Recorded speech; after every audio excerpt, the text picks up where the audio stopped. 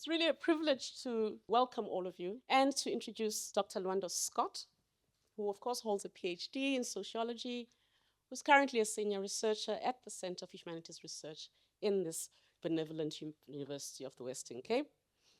He's an interdisciplinary scholar who focuses on gender and sexualities and has written, importantly, on the intersections of sexuality, gender, and African cultural practices in post-apartheid South Africa.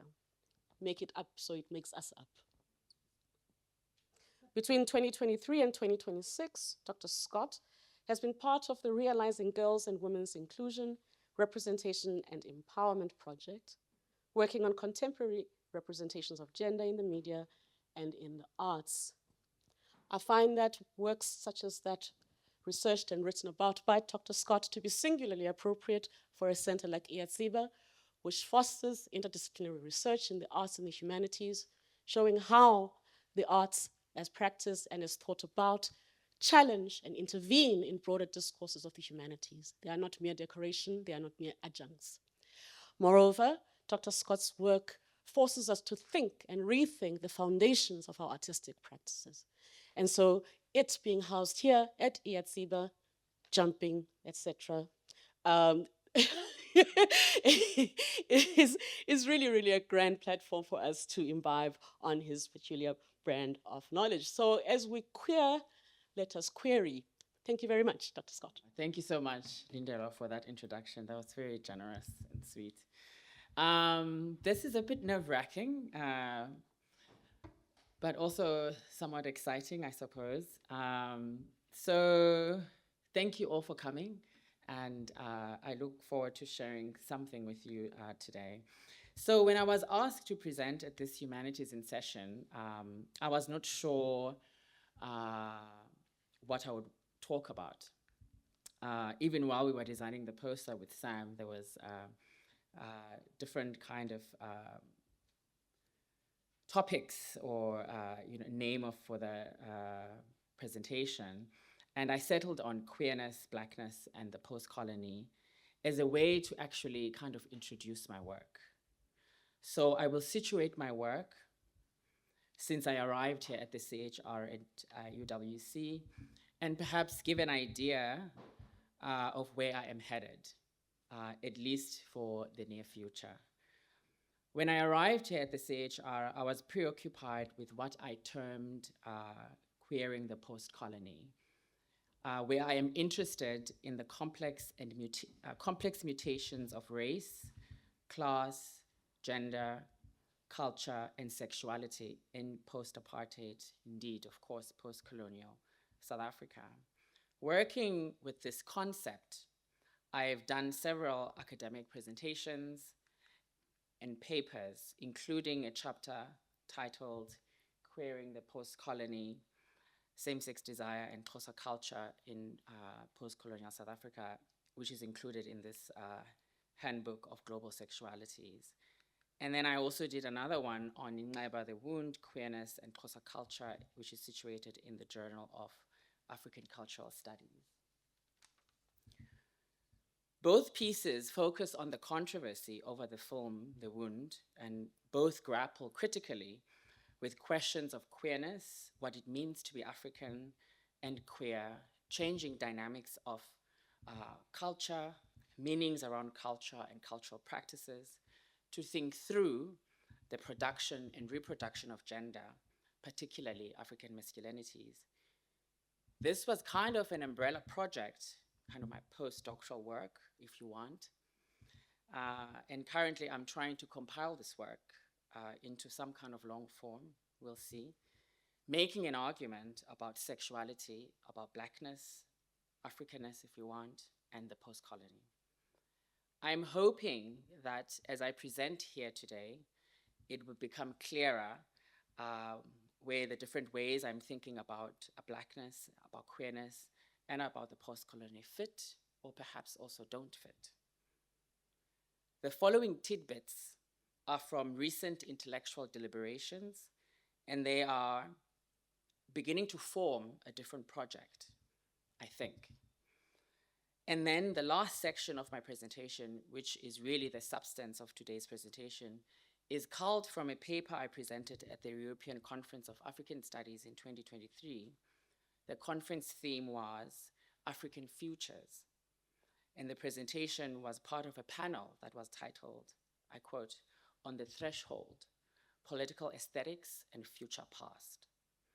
But before we get to that, I want to speak about recent events that are acting as pressure points for my thinking and in the current political climate.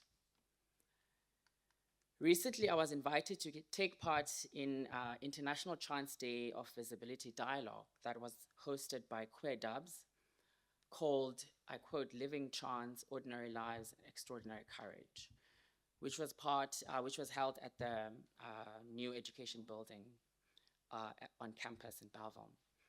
In my presentation there, I leaned on the project I did when I first arrived at the CHR. When I arrived here, I was part of the Transformative Constitutionalism platform, which was at the tail end when I became part of it, and I kind of took it over. Through the platform and the funding that was left in it, I organized a workshop and eventually published a special issue of Africa Focused, which was edited by Moritz and myself. In that special issue, I wrote a piece on the prefix trans in the transformative constitutionalism. And in the piece, I argue that while the fall of apartheid and the creation of an inclusion constitution signaled a new South Africa, the constitution was no panacea for patriarchy. This was my desire to think beyond the gender binary, ironically inspired by its very limits. I wanted to think about transgender lives, and how they give us ways to think about the Constitution, in that they both, as in trans and transformative constitutionalism, enable people to partake in the creation of a self, right? A self post-94 and a self post-trans. And moving beyond, so both as a metaphor and how we need to think about the idea of transformation, and moving beyond what we have been given by colonialism and then apartheid into a different state of being and seeing. Oh, that was that. The most recent and most exciting thing I did, I was asked to be part of a symposium about an exhibition that has recently opened at the Smithsonian National Museum of African Art in Washington, D.C. The exhibition is called Here, Pride and Belonging. It's curated by Kevin Dumarchelet and Surubiri Moses. The international symposium included a roundtable that I was part of that considers the dynamics of creativity and crisis in making sense of LGBTIQ+ art produced within Africa or Africa-adjacent contexts. How they describe this exhibition is confronting waves of institutionalized homophobia and transphobia perpetrated by state and non-state actors and networks. Queer artists and activists have pursued aesthetic interventions characterized by edginess, verve, absurdity, humor, joy, camp, parody, suffused at times with mourning, courage, and pathos. The remarkable range of work presented at this new exhibition, Here, Pride, Belonging in African Art, illustrates the dynamic of inventiveness in moments of personal and collective crisis. The curator spoke about, and you can imagine, of course, the curatorial challenges of bringing an exhibition such as this to life at this moment in history, the creative challenges that needed to be summoned forth by the production team under trying political circumstances. So Here functions as a global platform for artists, so art as in, and creative works in and about Africa. The exhibition includes artists working on a diverse range of media, from painting, photography, sculpture, installation, etc. The works confront prevailing narratives of silencing, historical erasure, and in some cases, outright repression. Some of the works that I found fascinating in this exhibition as I was part of this roundtable is this work that you see here, Drown in My Magic, Sediments by David Uzochukwu. Uzochukwu believes that the body is an extension of the land, and so this particular image invokes sedimentation. Another artist that absolutely captured me in this exhibition is the work of Olusei, who was born in London and lives in Toronto and in Lagos. In the work Black Body Bag, this Nigerian descendant artist presents himself dancing nude, partially covered by a black garbage bag in a chillingly clinical room covered in plastic sheeting. Olusei's work on the Black Body Bag series is striking and disturbing, because while he is covered by the black body bag, he is not only naked, he's also dancing. The series of images are layered. For me, particularly, as I was part of this conversation, I immediately think of the black body in a Fanonian sense, right? How black bodies are often reduced to in colonial society to sexualized and biological objects. The black body in a trash bag, that the trash bag is also black. The omnipresence of plastic is also striking, just like in our lives, I suppose. We have arrived at a point where we ingest plastic now. The nudity, which for me is not sexual, but I read as vulnerability, how the black body is denied vulnerability, and in contexts like America, and I suppose in other settler colonial contexts, almost always scripted as dangerous. These engagements like this symposium I was invited to, and the artwork in which I was invited to think about, I am turning my attention to black bodies, black boy bodies particularly, which is now the direction I am moving this presentation. But before that, I need to speak about Simon. But caveat before another caveat, before I speak about Simon, linked to the images of black bodies I just spoke about, I was approached by Candace a couple of weeks ago, who's sitting right there. And Candace proceeded to talk to me about Ernest Cole.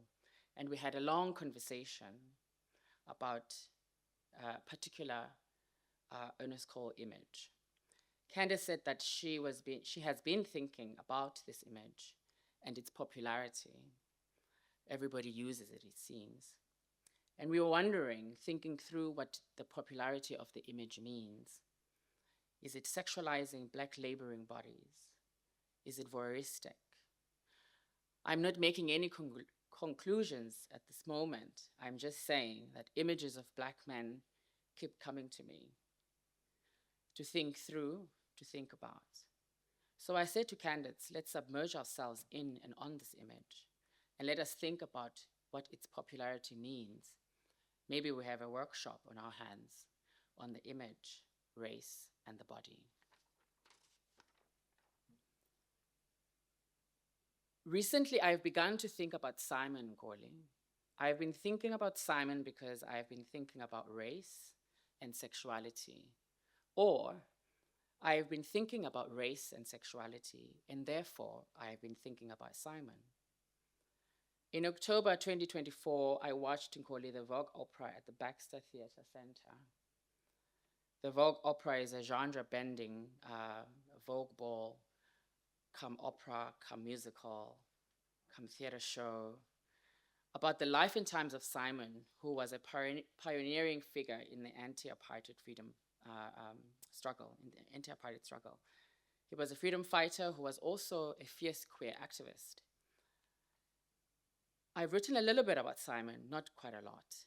There's a piece that is floating with publishers right now called Simon Ngoli and the Linking of the Anti-Apartheid Struggle to Sexuality. In the piece, I argue that Simon is the bridge that connects the struggle for racial freedom and the sexual freedom, and that was crucial in the transition period in South Africa. The South African transition and the possibility it created for sexuality freedoms warrants us to take seriously the narrating of the racial/nationalism question, with the sexuality question in the post-colony. Coming from a system that harshly discriminated against people because of their race, the transition to democracy opened South African leaders to the dangers of oppression for minorities. The process was unique to South Africa, not because South Africa is special, but because of history and a set of coincidences in the unfolding of time that happened to take place as the lead up to the end of apartheid.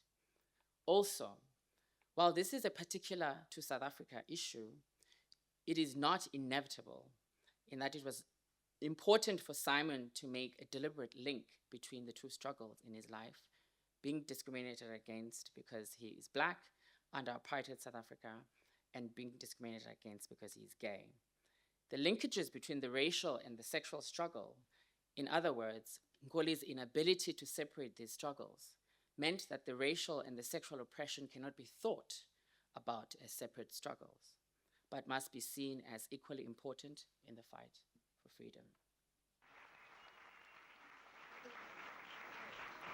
This is what I say to my comrades in the struggle who ask me why I waste time fighting for office. And this is what I say to white gay men or women who ask me why I spend so much time talking about apartheid when I should be fighting for gay rights. I am Black and I'm gay. I cannot separate the two parts of me into secondary or primary struggle. They will be all one struggle. In South Africa, I am oppressed as a Black person, and I am oppressed because I am gay. So when I fight for my freedom, I must fight for both oppressions. And all those who believe in democratic South Africa must fight all oppression, all intolerance, all... This means that Ngoli made the serious connection between apartheid discrimination inflicted on Black South Africans with the discrimination experienced by LGBTIQ people in society. While this seems self-evident today, it was not always the case. And Ngoli's formulation demands that we think through carefully as we make sense of South Africa's progressive legislations at the creation of the new South Africa and its all-embracing constitution and the subsequent queer-affirming judgments that would create full citizenship for LGBTI people. In my research then, I am moving into a Simon Ngoli-directed direction, and I'm not sure what that will mean or what it will look like.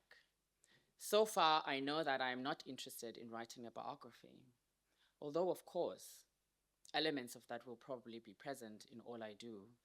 I am interested in the intersection of sexual and racial politics, and how do we make sense of them to be able to understand the very idea of freedom? How do we understand, and then how do we understand now, and how do we understand or think about what is possibly to come? Most of what I've just presented is to give you a kind of idea of the scope of the work that I am engaging, doing, and potential future projects, what those might potentially look like. It is also an invitation for you to think of how we might link up, develop projects together, or perhaps even take over the CHR.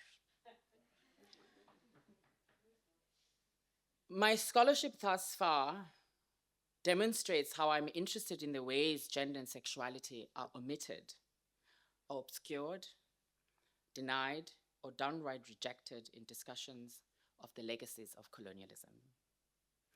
I have been at times frustrated and at others fascinated by the ways that post-colonial scholarship has not been able to adequately deal with the question of gender and the question of sexuality in the post-apartheid moment and in the post-colony in general.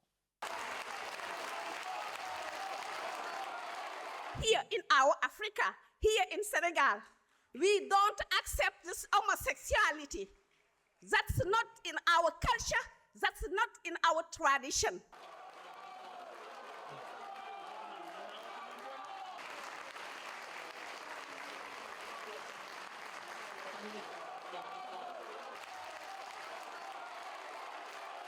nous considérons que les valeurs LGBTQ constituent, à travers des télés, des chaînes, à travers des ambassades qui financent des associations de LGBTQ, un poison culturel savamment inoculé dans notre peuple.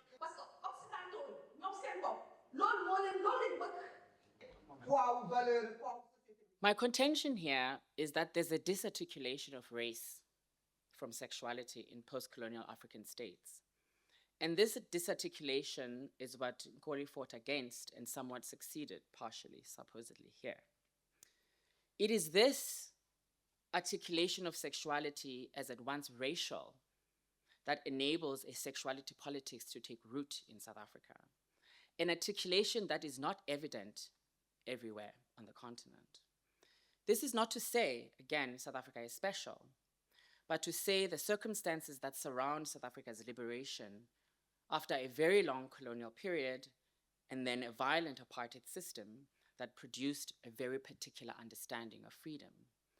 Therefore, I'm interested in post-colonial disarticulation of racial and or national politics from sexuality. While speaking to the North American context, the arguments made by Baba about the intersection of gender, sexuality, and indigenous calls for land and sovereignty can be used to think about similar issues in post-colonial Africa. The arguments made by Baba become crucial in speaking about the context of indigenous movements right here. I quote, "The core place of gender and sexuality in indigenous sovereignty and self-determination has been minimized and deflected, contributing to and reflecting the disaggregation of race and racialization from the politics of gender and sexuality within," close quote, within what she calls, quote again, cis scholarship, and within indigenous sovereignty and self-determining struggles, close quote. Now, Baba's articulation calls into question the ways that gender and sexuality are disarticulated from the racial and or national politics. According to Baba, this disarticulation of gender and sexuality from race and ethnicity, or law and politics, is a regulatory tool of power and knowledge. Such discursive practices suppress the historical and cultural differences that produce what gender and sexuality mean and how they work to organize history and experience. Because of course, history is not just there, right? It's there for the taking, for the making, for the producing and reproducing. This disarticulation of racial and national politics from sexuality is a post-colonial problem in African states, including ours. The contention here then is that same-sex desire haunts colonial modernity, and that part of the answer to LGBTI struggles in Africa is understanding the intricability of race, gender, and sexuality in the post-colony, an intricability that was articulated by Simon on that Pride Day in 1990, but also expressed by the work that came after he came out of prison in the 1990s and early 2000s. When Western argues, I quote, that gender is about race, is about class, is about sexuality, is about age, is about nationality, is about an entire range of social relations, close quote. They are bringing our attention to the ways that one can't singularly speak about these categories, but that they are intertwined and their impact require nuanced understanding. The importance of a nuanced articulation of the ways that race and sexuality intersect shows up in the ways that Fanon writes about homosexuality. While Fanon writes about sexuality throughout his book, Black Skin, White Masks,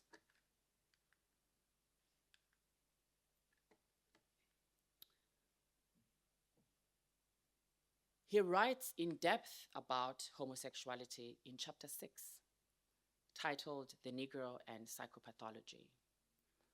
Now, another scholar who I actually should also have up, Acharya, convincingly argues that by focusing primarily on chapter 6, Fanon isolates the homosexual figure from other discussions of sex, of sexuality, and of blackness. This is an astute observation that pushes us to ask the question, why is the homosexual isolated from, in the Black experience by Fanon and many others in his wake? And isolation, I would argue, continues in the post-colony through the upholding of colonial codes that outlaw homosexuality and through the creation of new draconian anti-homosexuality legislation in the post-colonial moment, as you probably all know, recently Senegal, Ghana, Uganda.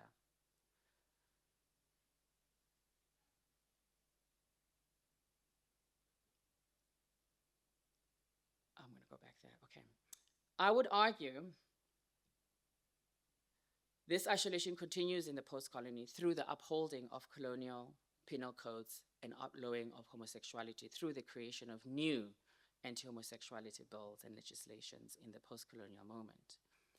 So now, in speaking back to sexuality studies particularly, theorists who only read Fanon's homosexuality articulations as homophobic is a bit problematic.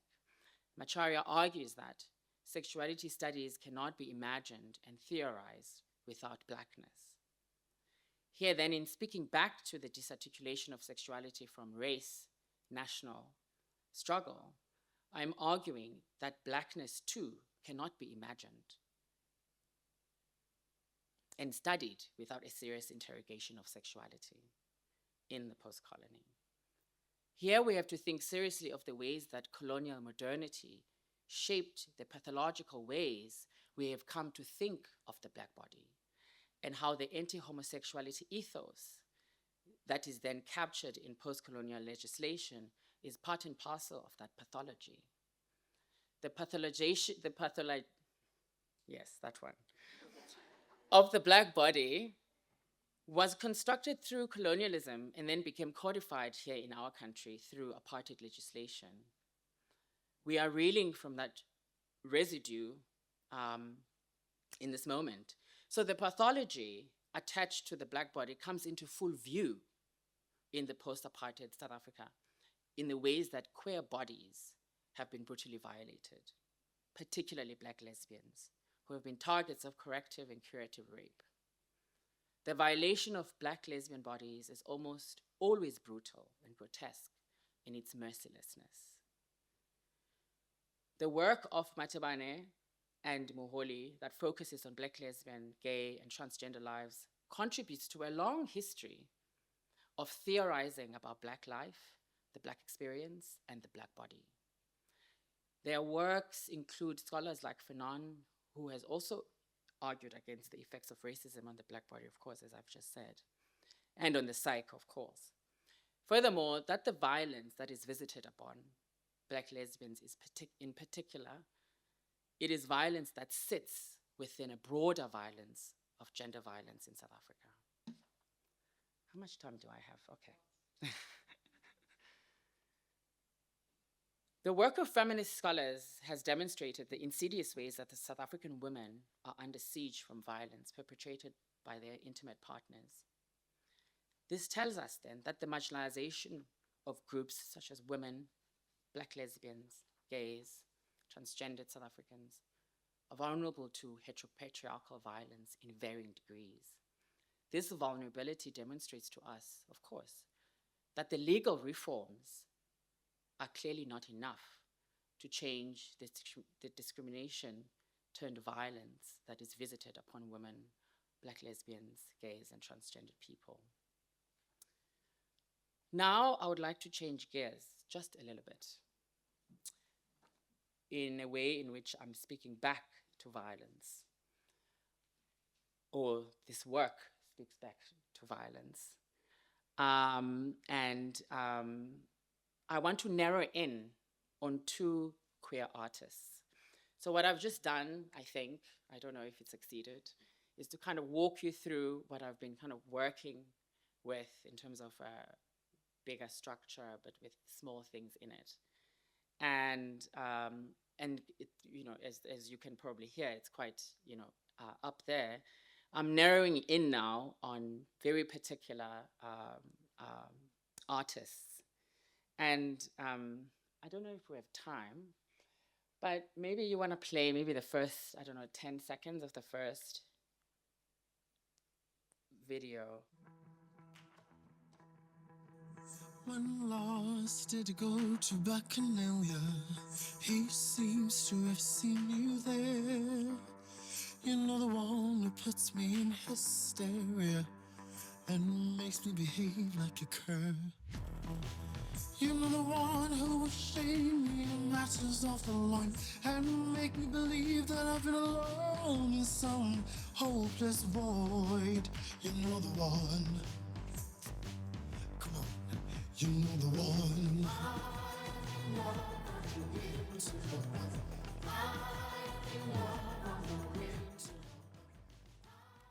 Now, I would like to change gears just a little bit.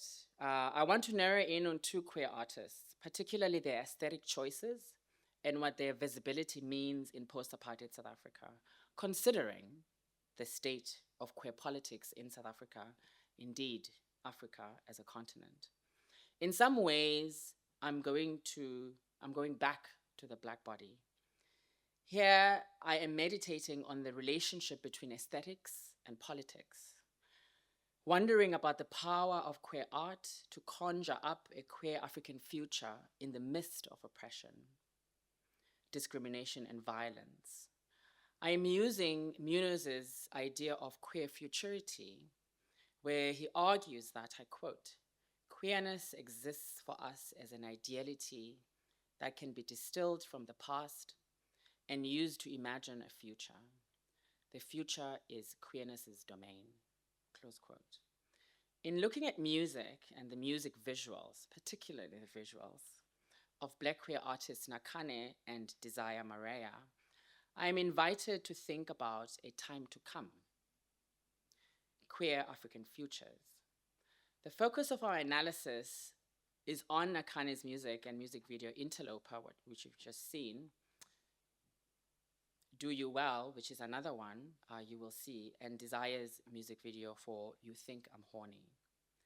These two artists have created work that centralizes Black queer aesthetics, and because, I quote from Muñoz again, the aesthetic, especially the queer aesthetic, frequently contains blueprints and schemata of a forward-dawning futurity. I am interested in the politics contained in the work of these artists as they imagine the intersection of queerness and Blackness, Africanness if you want. I am interested in the possibilities created by and through their music and visuals, and how that possibilities offers us ways to think of another world. Here then, Nakhane, Desire, through their music and visuals, offer us an otherwise, an African queerness to come, a queerness to come that is beyond the idea of sexuality, but is more in line with Bell Hooks's idea of the queer as a self that is at odds with the normative and that seeks to create a different way of living and thriving with others who are also going against the grain of the normative. This is an idea I will come back to towards the end of my talk. Here then, I'm interested in mobilizing Muñoz's idea of the queer as a horizon. Something queers are walking towards, something that is not yet here. This not yet here speaks to the experience of queer Africans where a livable queer life remains out of reach, as anti-homosexuality bills, as you all know, are being legalized in the name of culture and values. Therefore, the work of imagining a different world, a different Africa, is necessary, right? It's required. Therefore, the work of imagining a world is something that Desire and Nakhane do to great effect as artists imagining a queer world, or at least gesturing towards one. In an environment where queer death, in some contexts, and the legalization of death is a reality.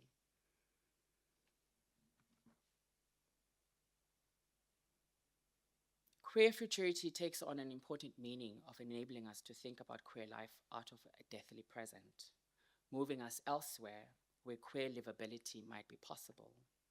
This helps us to see queer bodies in a different future that is not yet here, but that we can imagine, and on a clear day, we can see forever.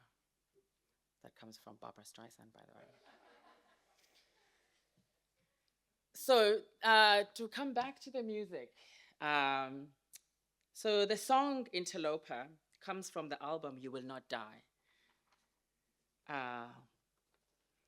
Released in 2018, the album was released after Nakhane was part of the controversial film inquire, as some of you probably know. The context of the film is important here because Nakhane, who was a lead actor in the film, produces and releases the album You Will Not Die at the heels of the controversy of the film. Therefore, the name of the album, You Will Not Die, is partly about the terrible ordeal he had to endure of death threats from strangers because of his involvement in the film.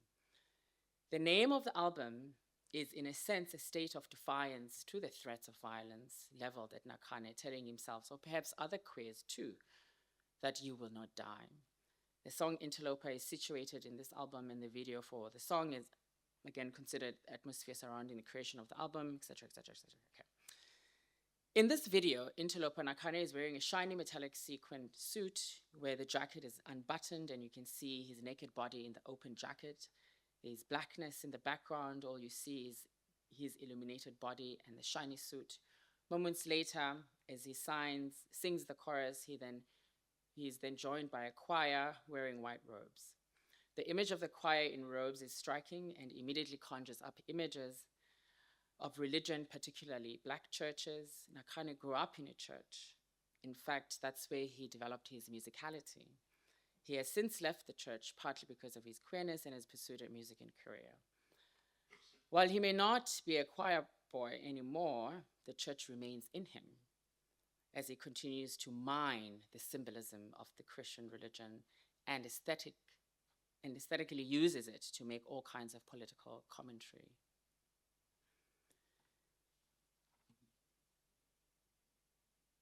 In the song itself, there is a refrain in the chorus where Nakhane sings, I'm in love with an interloper. An interloper is someone or something that is not wanted or foreign in a particular situation or context. So he's singing about in love with an outsider. One can read this refrain in many ways, but the two ways I'm interested in is how perhaps this speaks to him being an outsider and therefore open to the ideas of being with another outsider. The fact that the queer and African itself produces feelings of outsideness is also important. Secondly, Nakhane has been involved in a long-term relationship at the time of this, it's no longer there, with a white person, and considering South Africa's history of racial segregation, this can be inferred in the idea of the interloper. Connected to the idea of race, there is a charged scene in the video where there are multiple hands, bodies, and faces that are caressing Nakhane. These hands are black. As the hands that touch him, he looks like he's in a state of euphoria, a state of ecstasy. We then see the top of his body as the hands touch him repeatedly. As the video progresses, there is a scene of black bodies, black hands, black heads. Some of the hands have nail polish. You do not see the faces. You see a multiplicity of black bodies, beautiful, glistening in the light. The sensory of touch is unmissable. This is a recurring thematic on Nakhane's music video imagery, as this is also evident in the song You Do Well, which is also part of this.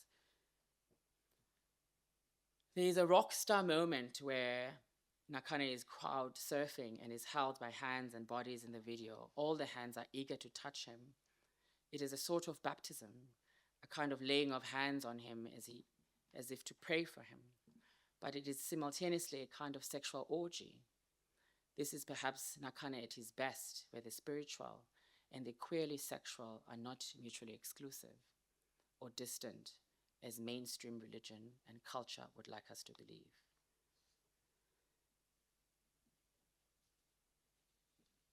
So I think I'm going to skip the, so I mean, I do this with all of the 3 videos, but perhaps I move on to the section where I actually speak about them. Maybe I'll speak a little bit about Desire, since I've spoken about Nakhane. So the third artist here that I'm really interested in, who's really done incredible work, is Desire. And the song that I'm curiously interested here in is You Think I'm Horny. This is Desire's debut single from the album simply called Desire, released in 2021. Now, Desire has an interesting history. Desire was one half of a queer duo called Faga that has had relative success in the fashion and performative art world. Faga consisted of Desire Marea and Fela Gucci. And in 2018, the duo was official. The duo's music was the official music for Versace menswear fashion show after being invited to the show by, yes, you guessed it, Donatella Versace herself. Their work as a duo is not mainstream, but they have made headlines as an avant-garde duo, attracting the likes of Versace. They describe themselves and the art that they work and the work that they do as, I quote, an archival project documented young Black queer artists who we think from our experience do not, no, let me start this over again.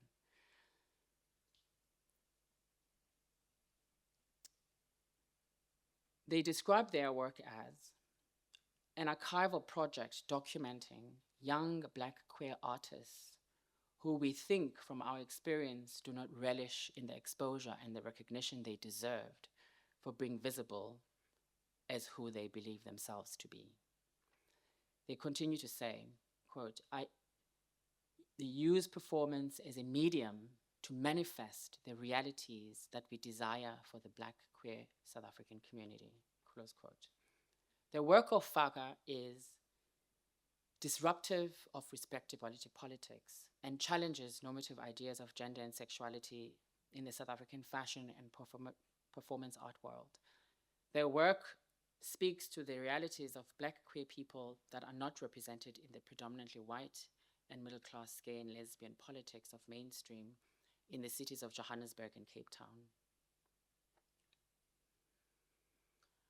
Jensen and Lewin speak of the visual activism practice of Faga as an integration of protest, partying, process, and product, fueled by what the duo called Siakaka feminism, dedicated to uplifting queer and trans Black youth. Through their fashion and performative art, the duo is dedicated to fighting queer erasure. Okay, I'm not going to do the video itself. You can watch it. There it is, yeah. So I'm moving to a section before I conclude of called Queer Bodies, Black Bodies. In all 3 music videos that are on the screen, the living Black queer body is brought into focus.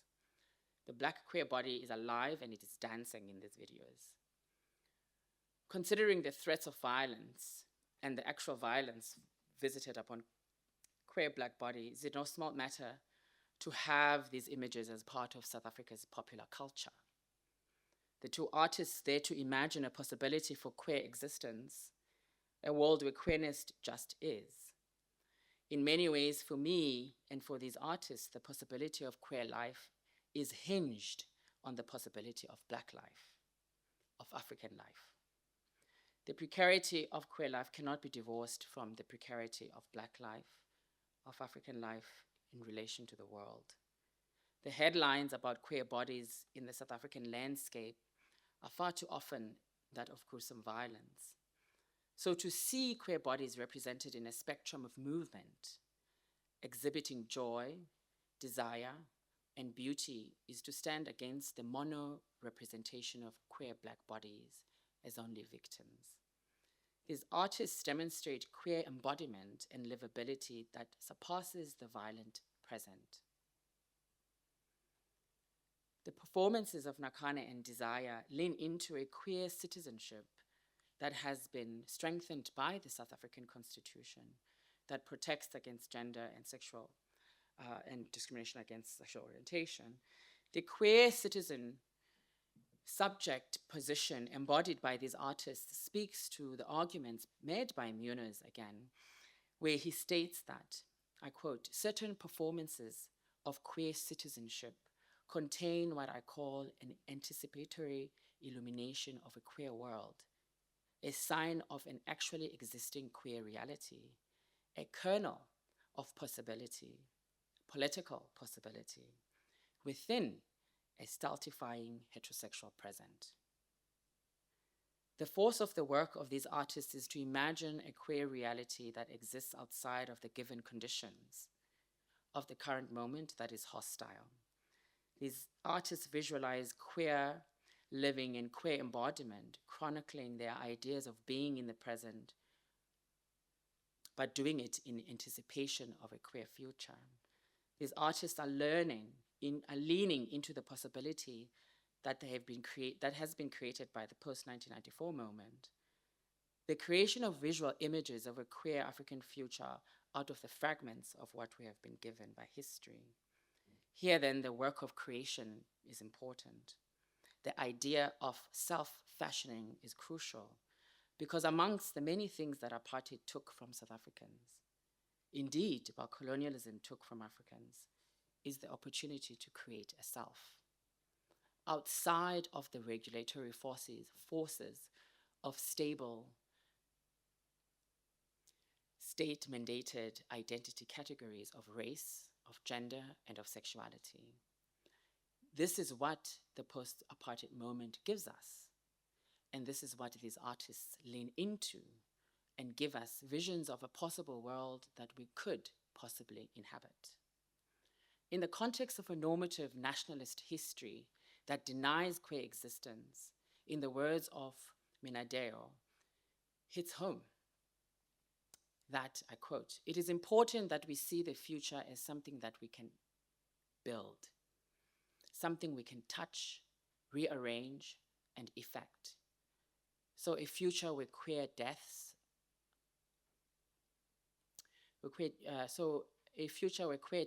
are precedent and imminent may be replaced with the world of our wildest dreams."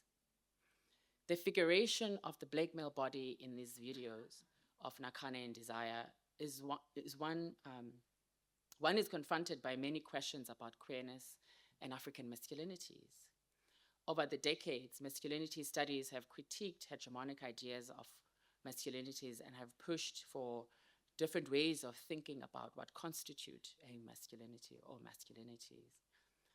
At present, we have come to understand that masculinities are not the same everywhere, and that factors such as race, socioeconomic standing, geography, location, cultural background, physical shape affects the articulations of masculinities.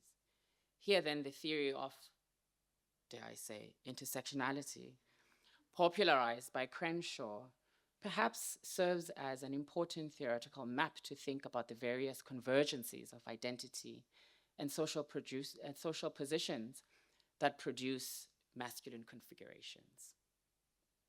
I'll leave that one there. In the context of African masculinities, queerness and gender nonconformity serves as disruptions to dominant ideas about masculinities. Maybe this is, yeah, I can skip over this so we can get to questions. Well, but I do want to kind of say this. Nakhane and Desire, through their artistic works that center queer articulations and embodiment, are engaged in queer politics of disrupting heteronormativity.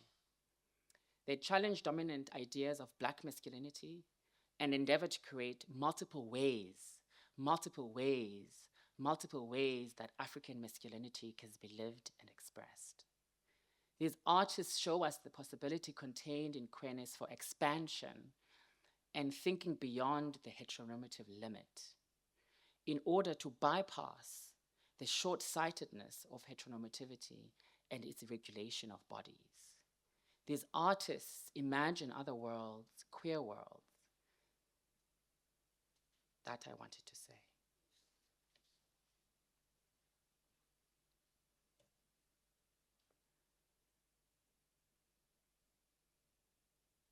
The artist named Desire gave themselves that name, Desire. In other words, they created themselves. I want to sit with the name a little bit, Desire, to think about desire.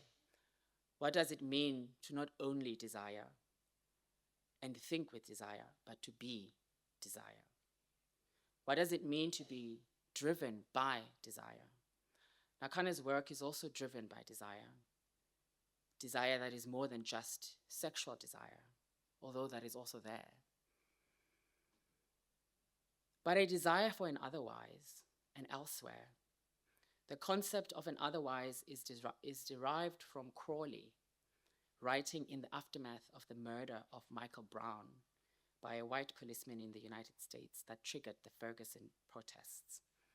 Crawley states, I quote, "To begin with an otherwise as word, as concept, is to presume that whatever we have is not all that is possible."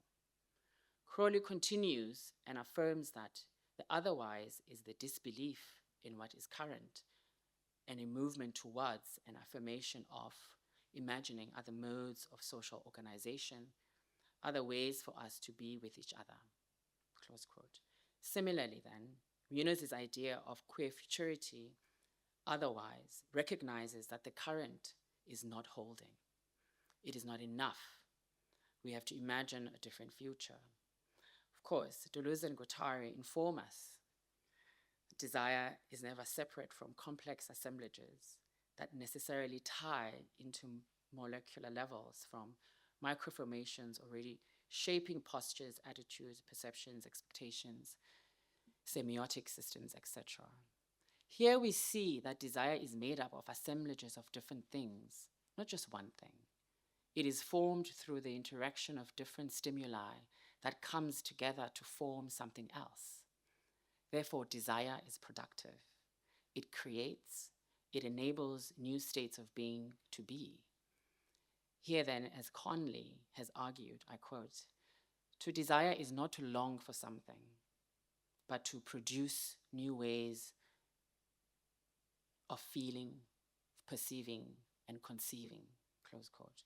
Therefore, the works of these artists produce new ways to be, new ways of imagining Black boy masculinities, of imagining queers being, living, thriving. These works produce new ways of articulating the self, the Black self, the Black queer self. This is no small matter when we consider that colonialism, again, and apartheid were systems that were directly opposed to the self-fashioning of Blackness, not to mention of queerness. Through desire, queer aesthetic practices produce affect, sensations, feelings, gestures of possibility, both of a future, but also crucially, of livability. In concluding, I want to highlight that while the emphasis here is on the queer, and that here queer speaks to sexuality and gender nonconformity, queer must also be articulated expansively. The freedom that is envisioned by queerness is a freedom that is to be shared by all those who recognize the violent tyranny of heteronormative systems.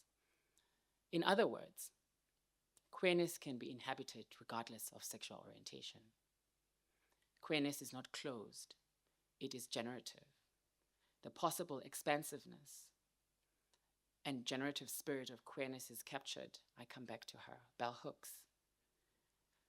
It is captured in Bell Hooks' idea of the queer. I quote, "Queer not as being out, not being about who you're having sex with. That can be a dimension of it. But queer as being about the self that is at odds with everything around it, and that has to invent and create the self that is at odds with everything, and to live." Close quote. Through the work of Nakhane in Desire, I see queer is not a site of limitations, but a site of possibility.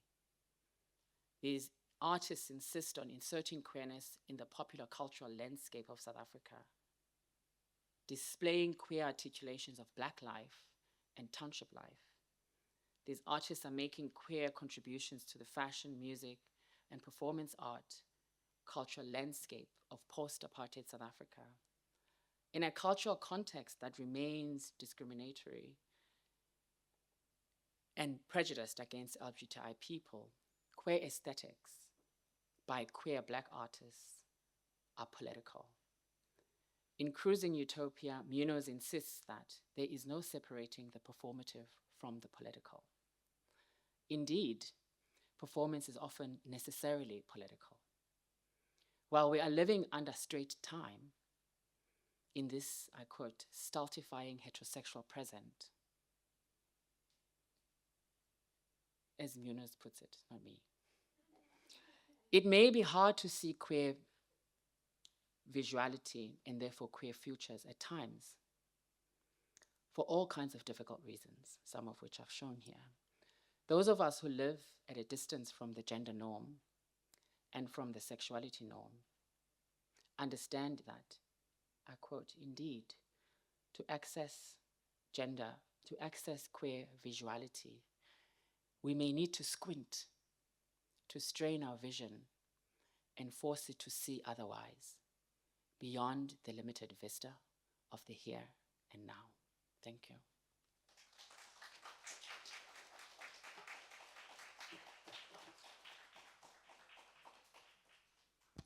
Thank you so much, Dr. Scott. Thanks, everyone. You saw what I meant now about the expansiveness and the myriad possibilities for articulation that such work opens up for us. I am not qualified for much, especially to talk to today's topic, but I would like to perhaps riff on some of the photographs you spoke to, the Ernest Cole photograph, and how much it reminded me of who's the musician? Gerard Sokoto's painting of the guys, because this brings me to the question of the Black body and labor, which is something we might want to think through, because the desirable Black body is also the Black body that can deliver for capital. And so that healthy body's eroticism is not necessarily always just about that, it's what it can do. And the related notions of excess, when something is in excess of the needs of capital and capital's relation to nation, and how that notion of excess might work differently, perhaps a longer intellectual story in terms of lesbian women's sexuality that doesn't produce babies for the unit of capital that is the family in capitalist systems. I was also interested, Lwando, in what you were saying about the disarticulation of race and sexuality in some of the videos that were played, where race, of course, took on the aspect of culture and tradition rather than race as biology, which brings us to talk through these arguments in quite different ways. Ne? And I was thinking of Mbenenge, the honorable judge Mbenenge, who said he could do whatever he wanted to do because that's his culture. And so it enjoins us to think differently about what we mean when we talk about race and sexuality as a blanket against which they can hide behind. To move closer to my kind of world, the notion of hiding behind, I wonder to what degree notions of the art avant-garde become spaces where these dynamics can be articulated safely. Why is it that certain performances of sexuality are acceptable when it's arts? Yeah, and to what degree does that truncate possibilities of resistance in the ordinary? And just to speak to Nakhane's music video, I was there when they were recruiting for inLab. There are lots of, I've never seen drama students so excited in the West School of Arts. And I watched inLab, and then I met Nakhane and proceeded not to recognize him at all, even though in the entire film he's front and center. But when he was outside, again, that artistic space, and he was just in Melville, he was somebody else. So again, what does art do? What does art enable us to carry on as if? Yeah? So if we're talking queer aesthetics, and we do not want to fall into the warm embrace of identity politics, to think through the aesthetic.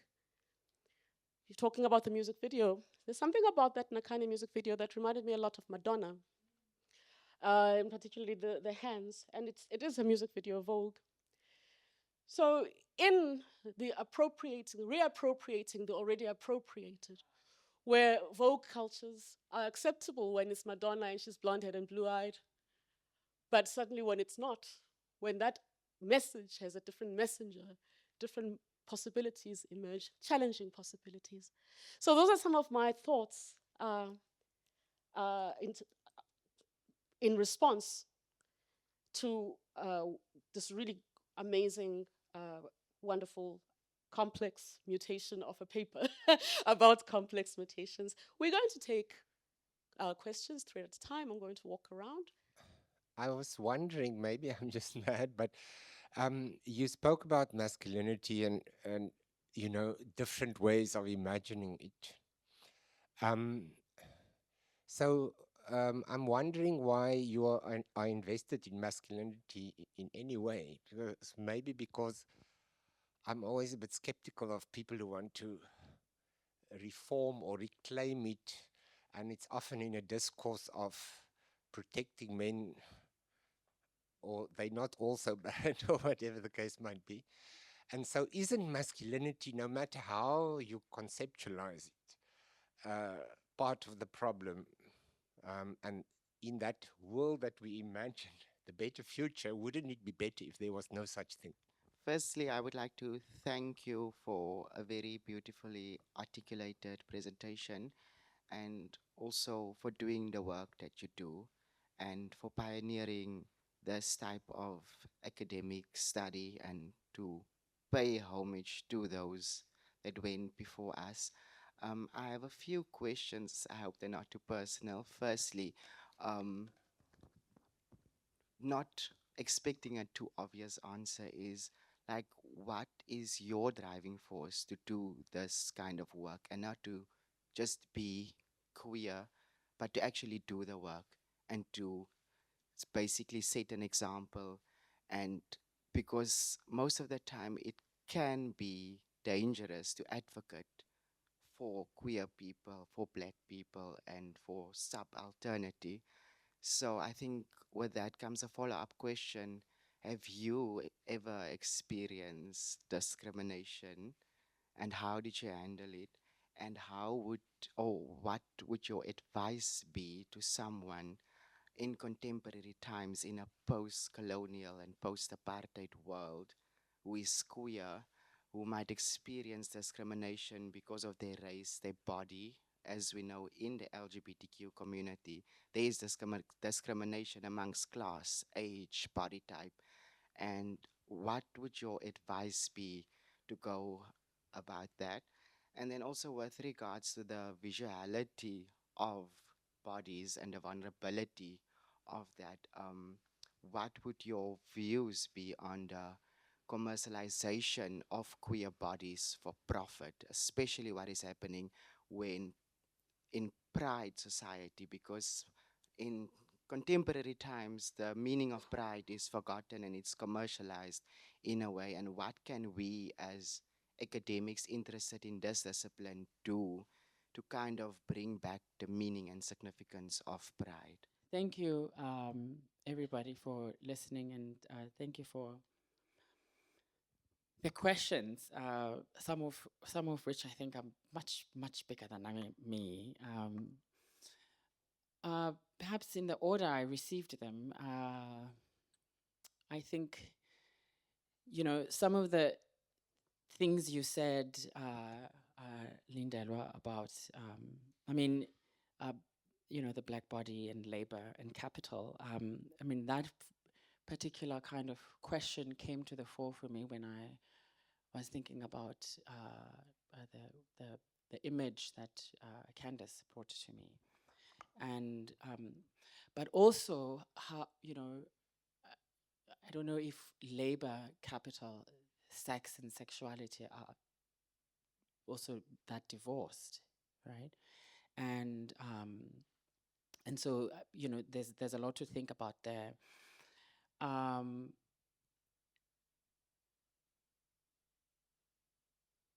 The other question about, you said a lot of things here, and now I'm thinking, what do I take, what do I not? A couple of years ago at the center, we read Edelman, No Future, which I think actually we should probably go revive or go back to. And Edelman in No Future writes about the tyranny of children. You were talking about, lesbian women and the family, and I think there's something there for us to really grapple around. The kind of the reproductive drive, or the death drive, as he put it, and so for us to think about, what do we mean when we talk about family? And I mean, I remember when I did my, PhD work, which was on same-sex marriage, and I was interviewing same-sex couples who had decided to marry through the Civil Unions Act, and the ways in which, I think somebody was saying, about the falling into the traps, but the ways in which the Civil Unions Act disciplines in terms of, here were queer people who were, accessing their right to marry, but the ways in which they were figuring the family was totally mimicked on the kind of structure that already exists. But also, fascinatingly enough, through that work, was how the idea, right, the idea of the nuclear family is such a force, but the majority of South Africans do not live in that figure. But this is a it is a drive that everybody kind of structures what family is and what family is about. And then the question around culture and race is, I mean, I've spent a bit of time thinking about, what do we mean by culture? And there are so many levels to it, and my answers are, are not adequate, I think, because part of the controversy of the film, right, that Nakhane was part of, that I've spent my first kind of 2 postdoctoral years thinking and writing about. I mean, the battleground was culture, right? The battleground of what can and what cannot be is, what is deemed African culture and how African culture needs to be protected. But of course, what we mean by that, but what was meant then was, particularly Xhosa culture. But I mean, like we saw now, the Senegalese example, right, which is exactly what I was getting at, that the weapon, I mean, culture is used as a kind of, it's weaponized against people who do not toe the line in some way or the other. And I mean, and what people also don't realize is the ways in which, these legislations are targeting, homosexuals, they're actually targeting gender, right? And so the fallout and the layers of these legislations are about, a kind of a gender order that is legible, a gender order that is binary, a gender order that is being prescribed, which ironically comes, from the West. And so I suppose maybe that leads me to the gender question from Pierre about masculinity. I mean, I often get this question. I've gotten this question in a different guise about African masculinities, and should there even be such a thing, right? But I think I understand. I can only understand your question as saying, gender as a category needs to be disrupted, right? I can only respond to your question in that way, because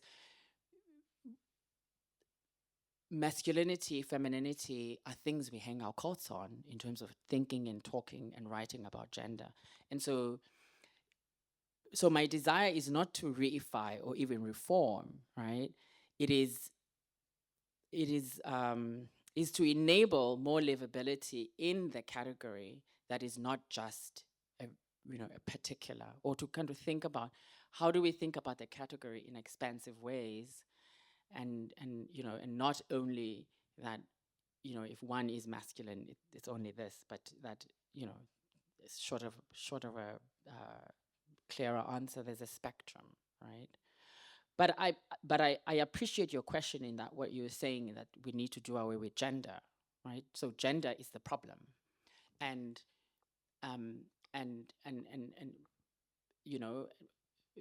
because even in our desire to incorporate people who are non-binary, right? For example, if we think about home affairs, who has ways in which they can accommodate people who are not male female, there's still a way in which that puts one in a particular kind of boxing. So there's no doing away with the category, but just figuring out a way in which people can live within the categories that exist. I don't think I answer you fully, but I understand what you're saying about our investment in the very categories that we're problematizing. But these categories we use to make sense of where we are in the current moment. And I mean, I would love to live in that world, but gender doesn't exist. And I mean, I suppose in another way, your question is, there is no such thing as masculinity, right? Yeah, go tell that to the closer boys. And then the other question about to do this kind of work. Well, I mean, maybe to say first and foremost, I'm an academic first and foremost. So I live in my head, and so I think about these categories, and I think about what they do, and I think about how I live in them, and I think about how other people live in them. And of course, I come to this work in, I suppose, particular ways. I was at my, as I was queer so early and so bright, it was, no point in denying it. And so navigating South African society in the post-apartheid moment, I needed ways to think about what it means to be, non-conforming, but without having that kind of language, right? And I mean, this is what's also very interesting about, we come back to your question about culture, because I think the people who make noise about culture are, people who have microphones and people who, are in politics, etc. But there's a lot more to how gender nonconformity lives in culture that we don't get to mine and think with and think through enough, because there's so much noise. And also, we don't get to that because we're busy trying to survive, right? And so the nuanced ways in which people articulate a gendered self and a sexual self in different parts of this country, in different parts of this continent, right? Who I've worked with, there's a lot of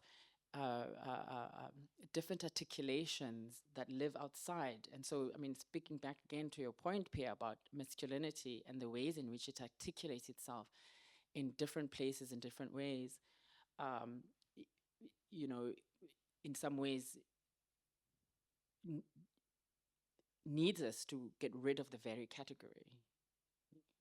But here we are.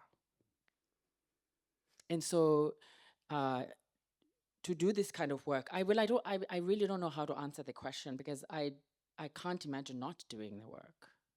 I can't imagine not thinking about the things I'm thinking.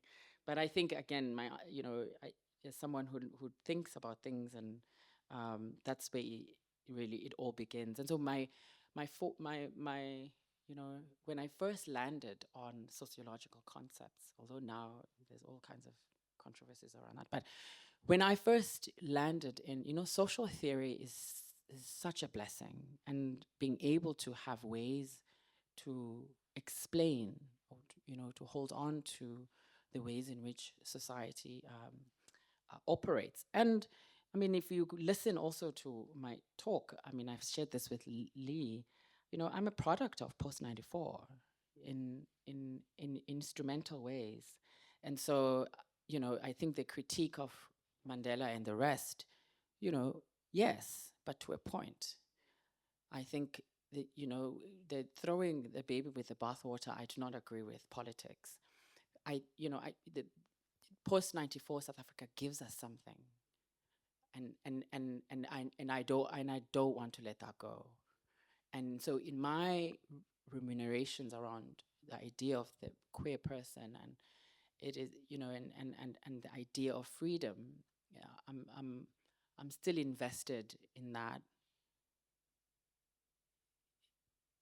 post 94 idea that people can be free, possibly, somehow, maybe. Thank you so much, Lwando. Yeah. One of my many moments in solitude, I was like throwing away the baby, the bathwater, and the bath now. It's all over. the conversation that you and Pierre are having with us reminds me of a debate between Paul Gilroy and Corbina Mercer in the early 90s. It lives in footnotes. Obviously, I wasn't there, but it involves strategic anti-essentialism and anti-essentialism, which speaks to why still use the concept. Where, of course, strategic anti-essentialism and anti-essentialism, it has, masculinity might be a construct, but its effects are real. So how to get rid of that concept? Should we get it's mutated into something else? But that debate about anti-essentialism and Gilroy's anti-essentialism, I think, speaks to some of the dialogue that we're having right now. Yes. Yes. So I just realized this. I didn't answer the question around pride, and the commercialization of pride and the depoliticization of pride is really where this was, I think, going. And yes, I mean, it's interesting that you ask that question after Ngoli, the video of him, right, in 1990. And I mean, it's interesting also because I come to think about race and sexuality also through the problematics of whiteness in queer politics, right? In that the white figure creates a serious problem in particularly South African queer politics. And part of that problem articulates itself in the depoliticization of politics and of pride and the commercialization of it. Because as we all know here, you know, the ways in which race has been structured in this country along class lines, and the ways in which, you know, in the post-apartheid moment, money has been situated. And therefore, the ways in which pride politics have been carved is around money. And so, you know, and so the problems with both Johannesburg Pride and Cape Town Proud is exactly that, you know, white queers with money are the ones who are operating. And this creates a very, very, you know, different politics for pride. And so, and this makes then, right, what I was talking about, the race sexual politics, that much more complicated for the South African context, right? Because the you know, the not here in Senegal is exactly the same as, you know, not here in Xhosa culture, not here in Zulu culture, not here in whatever, which if then the, you know, particularly for us here in South Africa, the queer politics have a face that is white in all its kind of articulation, it becomes a problem because we sit back then with a problem of, oh, this is not African. There's a safe, not, I don't know if it's a safe space, but a safer space within the arts, be it performance arts, photography, to kind of perform queerness. So your presentation starting with the exhibition at the Smithsonian and the photographs of those artists, very well known, traveling around the world, and then the music videos. I was quite excited to see that video clip of Simon and so I was wondering if you were kind of looking and researching and kind of writing about people in spaces which don't inhabit the art world in that sense, because those would be quite interesting as well, because they don't have that safe space to perform and travel and be part of larger museums. Thank you so much, Doc. That was really fantastic, and I think as a Thank you.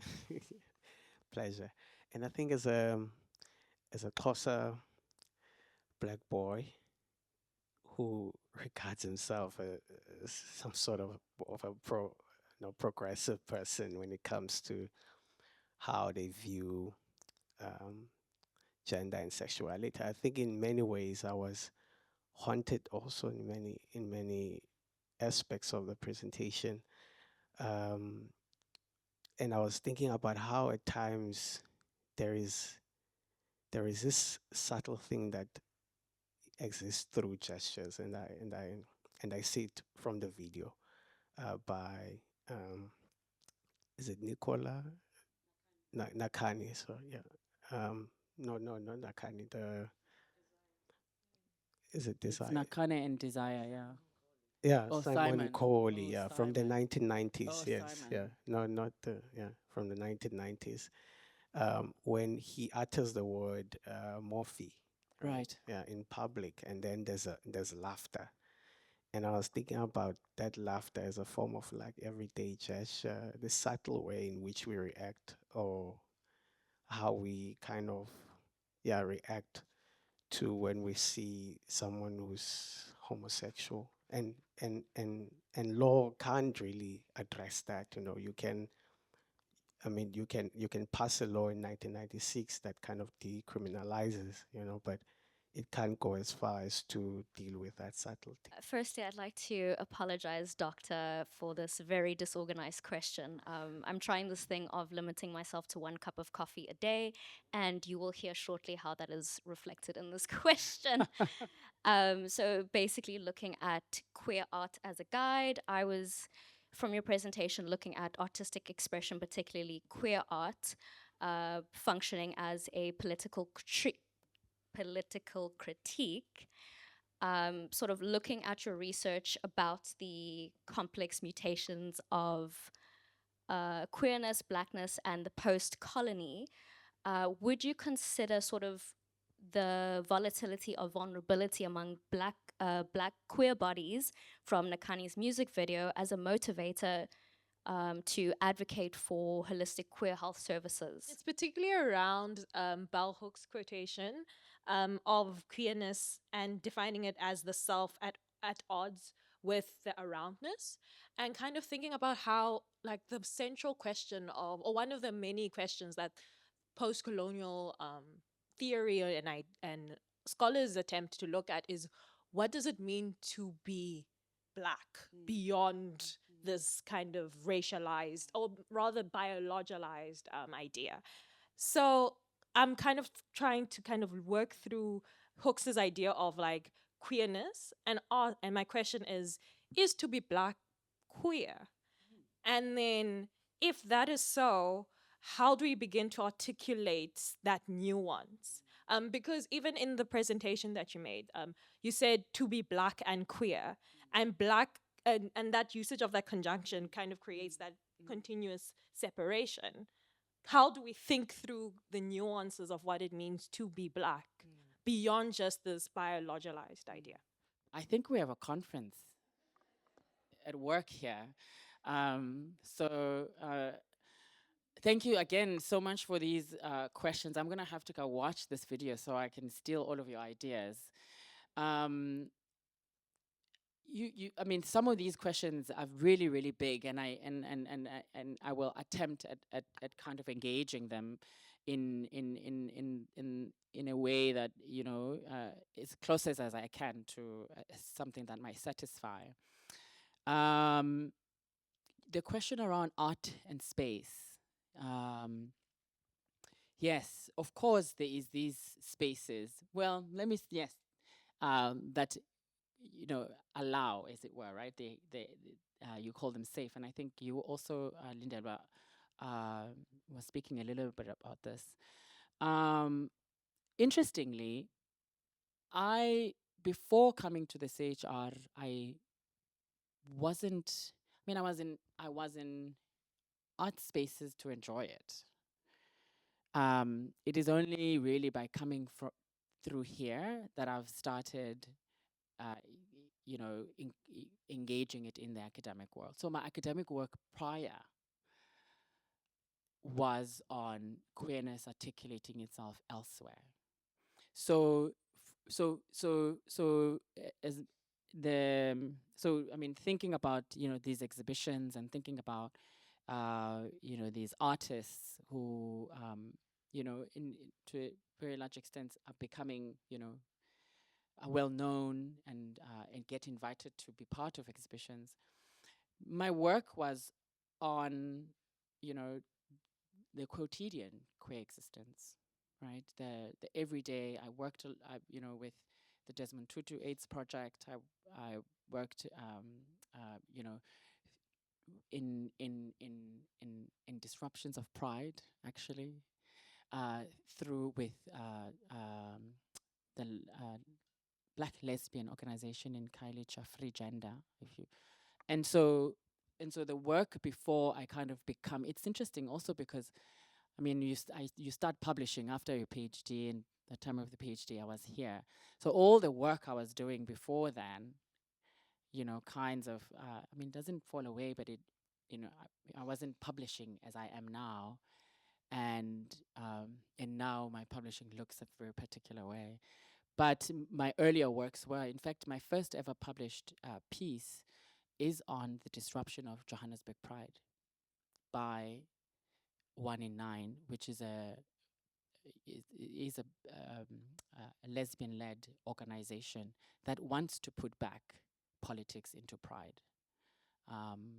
So, yeah, and so I mean, I think there are more, you know, there are more non kind of art space where queerness exists, particularly if you. I mean, there's someone who's I'm gonna be supervising a student. I don't think they're here. Who's looking at the ballroom scene in Cape Town, which it can also be a very niche-y, right?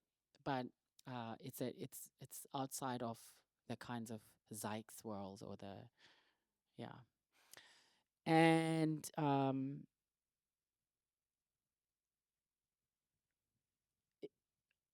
the haunting and gesture and Simon and laughter. You know, and also this question actually also speaks back to, because I was asked about, you know, my own experiences. And I mean, it's one of the weird things about life. You know, because I was asked about, you know, dangerous to do this work and the experience of discrimination. I think if you're Black and you're queer, you live in this country, discrimination is just part of your existence, right? In terms of how people react, treat you, etc. But now that you mentioned the thing about laughter, that is also on the Simon Colley video, right? There's something actually. There's something about that laughter.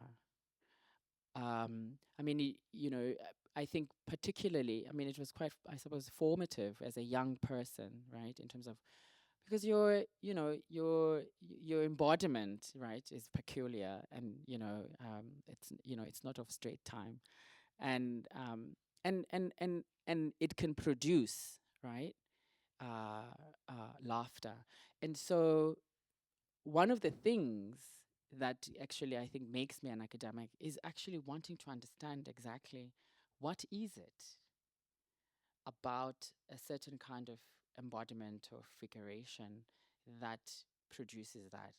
Hence, I'm a gender scholar, right? Because you then start to understand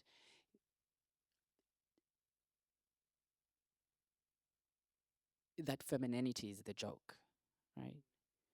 You start to understand, the violence of that, the demeaning is exactly in the gendered aspect, right? And so then you start to kind of open up to see that there are systems at place. There are, and then you fall into sociology. And then, yeah. So that's actually a very, very, very, very good question. And I mean, I remember when there was a moment where, like, do I want to do something about laughter? Do I want to write about it? I never did. But I thought about it a lot in terms of, it's funny also because when I was young, I mean, you did ask personal, so I'm moving to a side. When I was younger, of course, things are more bothersome. But of course, now, and as I write about this, and this is a whole other kind of trajectory, is I have a paper that's actually out there, that's not published, but it's floating, about how it switches. There's a switch that happens because queerness becomes my superpower as I become an adult. In terms of, I mean, I get paid now to speak about queer things, right? And there was laughter before, right? So there's an interesting thing that happened there in terms of, to kind of give a personal thing. And then there was another bell hook. Okay, queer art, political critique, vulnerability as a motivator, holistic queer services. So yes, I mean, the reason I was interested in these artists, and the reason I was interested in is, I mean, it was a question of what do they do, right? What do they provide? What is, and also my own kind of sensory response to the imagery, right? And again, thinking back about to that, growing up in the 1990 something 2000 kid who's enamored with this idea of freedom that is, that everybody's talking about. Because I mean, I don't know if you people remember, like the I mean, I remember writing essays in high school about, Mandela and the Africa to come. And then there was Thabo Mbeki's speech. You remember that in 96? Like, and so, I mean, if you really think about all of that juice, right, that I was soaking up at that time, no wonder now I'm like, yes, freedom. Yes, queer freedom. So coming back to your point, sorry, I got moved to the side there. So queer art and looking at what these artists are doing, even and when I think about Desire Marea's imagery, and I think about, these are not artists who are making loads of money, right? They're creating art that is, and so in some ways, because they don't have to make this money in terms of, being commercial, they are then free to do these very interesting and provocative things that even some quarters of, the queers would be like, oh, So I think their art is incredibly political, and it is engaging the, it lives in the pop culture realm, which I also love actually, because there's an access to it, right? There's an accessibility to it, but the content is really, really provocative, and it's really asking us to think, and by its very nature, it is also the very product of the post-94 moment, right? And so this is the other thing, is that, 94 opens up ways, or 1990, whichever one you wanna, opens up space, and and there's almost I don't know if it's a denial or not wanting to engage the space. It's like, yes, let's do things, right? And these artists, for me, that's what they're doing. They're doing things, even if those things do not become, SAMA winning or Metro FM award winning works. They are works that end up here for us to think with. And holistic queer services, well, this is a dream. It's not here yet. And I think, I mean, there are things that are happening in terms of, I mean, yeah, there were things that were happening that were great before Trump came in and then dismantled whole kinds of programs that have to do with, you know, research on trans people, with trans people, you know, health, medication, I mean, HIV/AIDS medication, you know, all of, I mean, the USAID pulling out, and yeah, it's been a serious fallout in terms of, you know, kind of trying to provide some kind of holistic queer services. So the Desmond Tutus and that have kind of are the ones who are now doing the work. Hopefully, the state will come through. Don't hold your breath. Bell hooks. I love that thing about where she says, you know, where she demands us to think expansively about queerness, you know. And I mean, I love your question, to be Black is to be queer. And I don't know if I've got something very smart to say about that, except that, you know, how I'm coming to Simon, because I'm really just coming into it, right? Is this Blackness and queerness? I remember in my PhD, as I wanted to write a paper arguing that that African culture is queer. It never succeeded. I took it to the writing center, and the person was like, "What are you trying to say?" And maybe you're gesturing that there might be something to interact there, but I think that the you know, you moving beyond biology.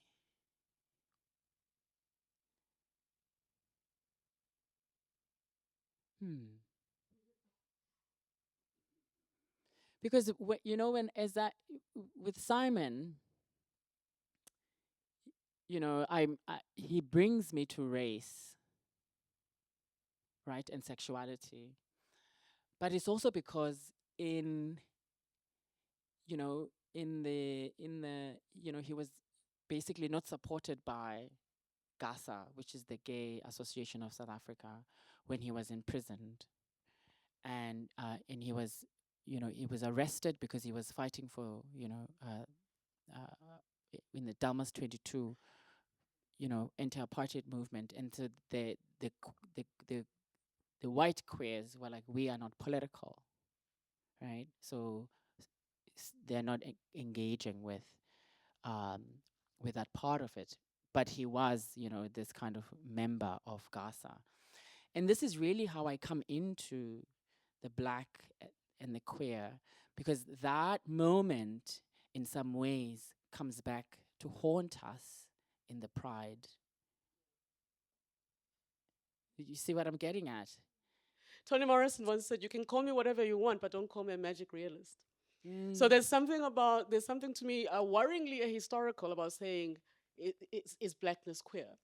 Because particular, very specific concrete dynamics coagulate towards a particular kind of positioning of Blackness that then might end up. So you remember, Lwando, when you were talking earlier in the paper about an exhibition, and you were saying that some of the adjectives used were edgy, verb, absurd, human. You can say that about anything.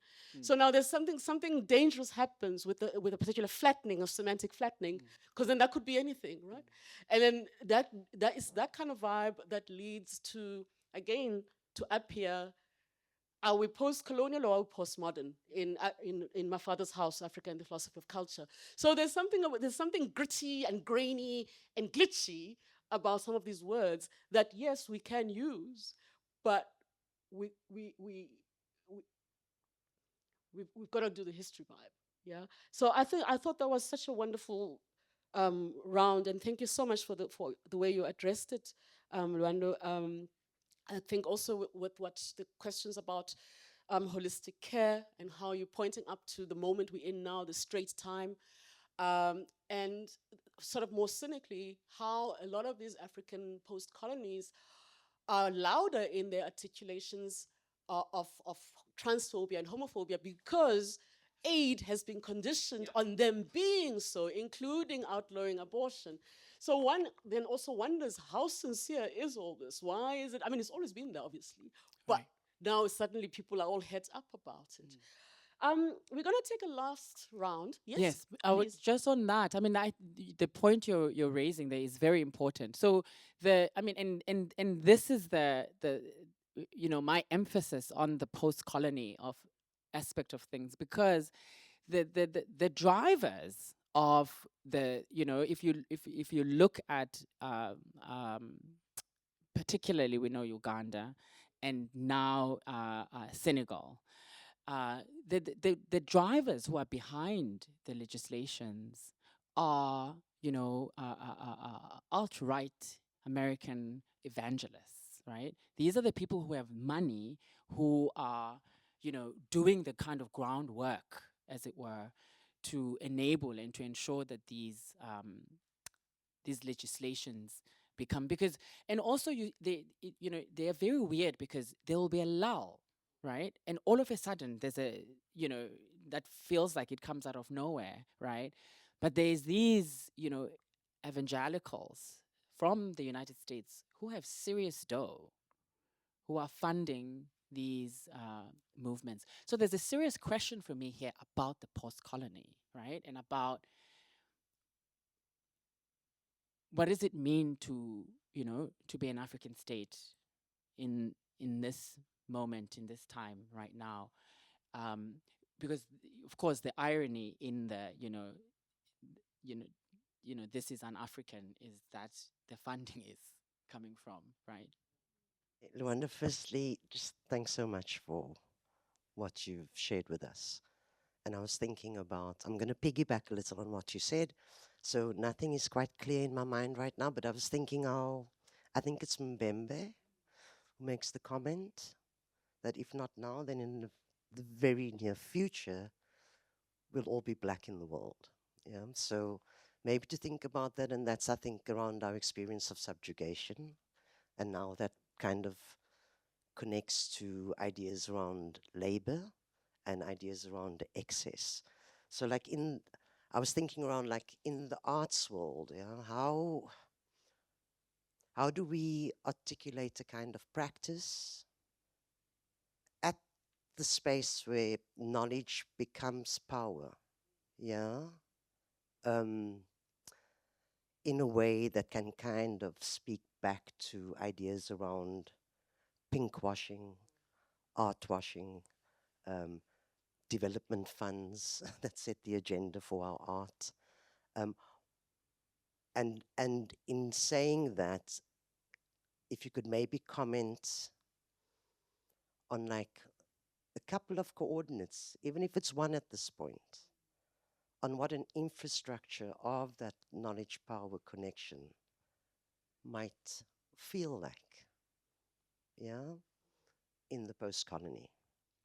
Yeah, thank you for your talk. I've always been a really big fan of your work, so like, thank you. Just kind of piggybacking a bit about that last sentence you said before we had this round of questions, and also about what Lee said, where it's just in Senegal and Uganda where they speak about like these things are not African, where this isn't like a new argument because it's even been used in Russia where they say it's Western, especially in Chechnya, and also in Malaysia where it's like, oh, these things are Western. So it's just because culture is just such a broad topic, and because it's so dynamic, it's always changing, it means something different to everyone. So like in Africa, you will see people making arguments where it's just like queerness has always existed, there's always been homosexuality. So it's just, is it ever going to be so? Because queerness is, because culture is so broad, where it's just like you will get people using culture to argue these are un-African, you will also get people using culture to argue this is African.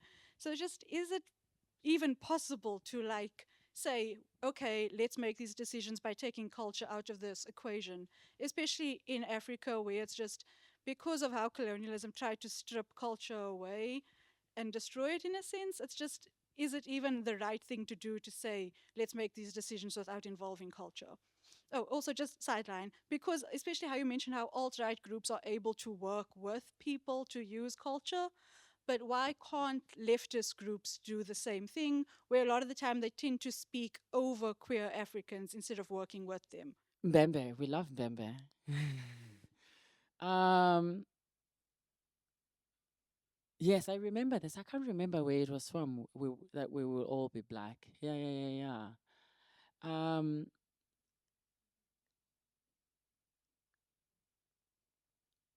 I'm not sure how to answer this, Lee, because maybe I'll answer in two ways, actually.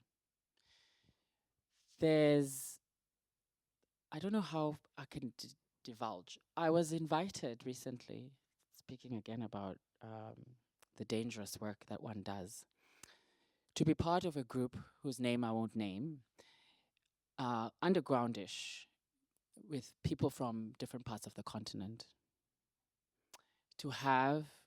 We had a kind of conference, getting together somewhere here. And we were deliberating about what can be done, what could we do, what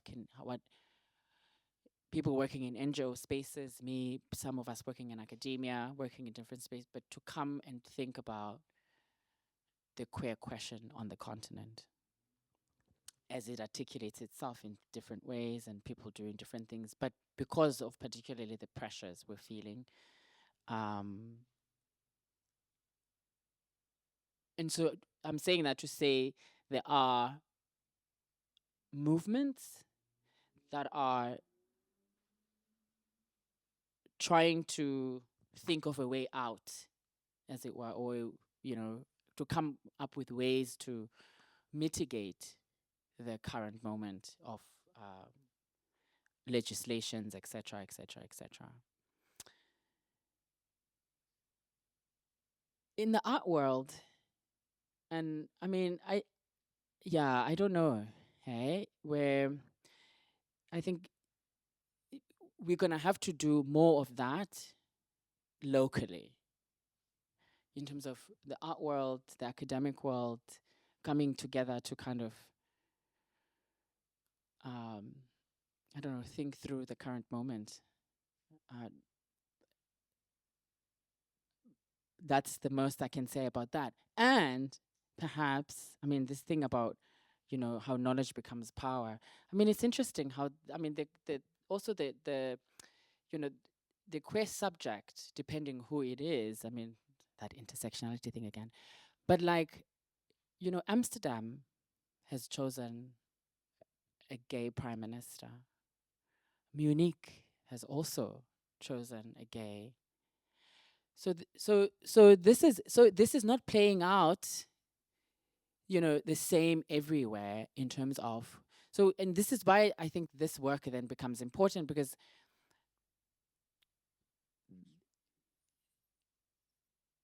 power is configuring in interesting and in somewhat dangerous ways also.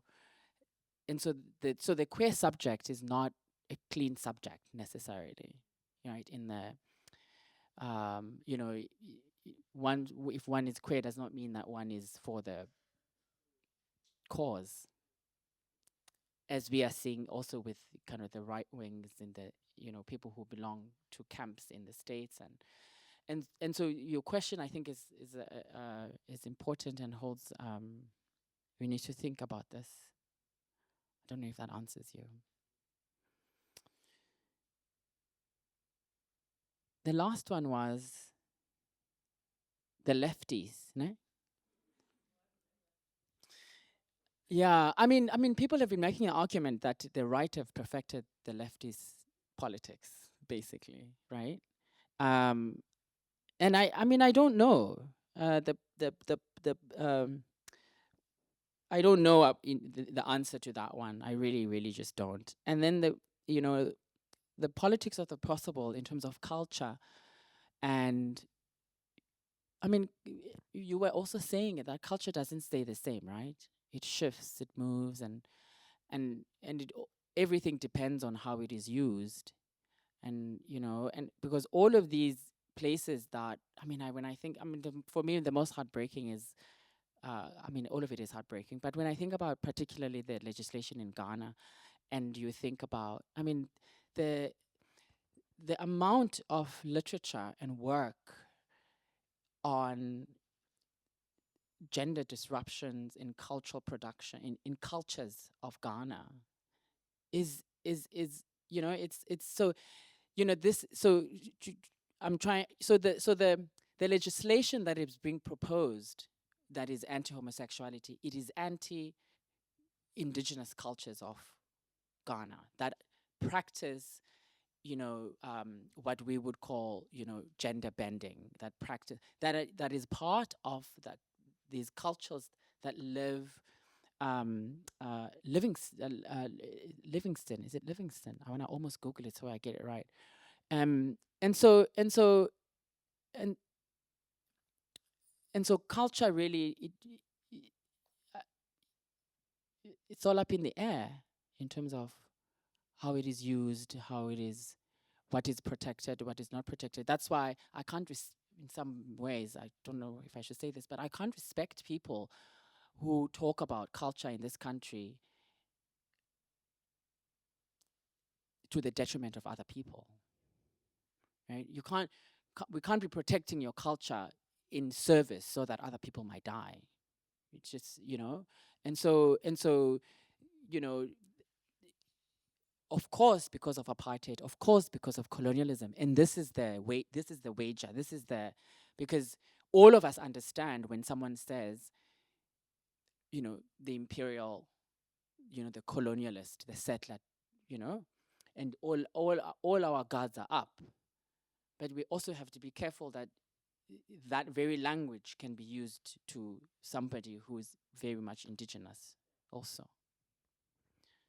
So culture is, yeah, thorny there in that respect. Thank you. Thank you so much, Lwando. Another wonderful round of questions. I want to end by donning the only hat that I can wear legitimately, which is my hat as a musicologist, to speak about how the story of queerness presented to us today seems to be very visual.